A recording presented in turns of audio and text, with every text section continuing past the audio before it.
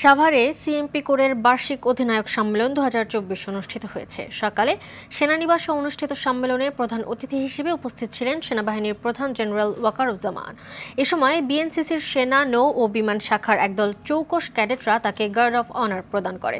পরে সেনাবাহিনী প্রধান আশুলিয়ার বাইপালে বিএনসিসি ট্রেনিং একাডেমিতে নবনির্মিত বিএনসিসি ট্রেনিং ভবনের উদ্বোধন করেন।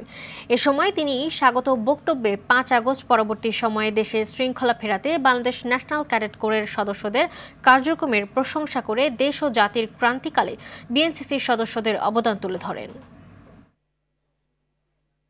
এই ছাত্র সমাজের শৃঙ্খলা, কর্তব্যবোধ, ন্যায়নিষ্ঠা ইত্যাদি এই জিনিসগুলো অনেক উন্নতি করা সম্ভব হবে এবং দেশের যে কোনো ক্রান্তি লগ্নে তোমরা একটা বিশাল শক্তি হিসাবে আবির্ভূত হবে।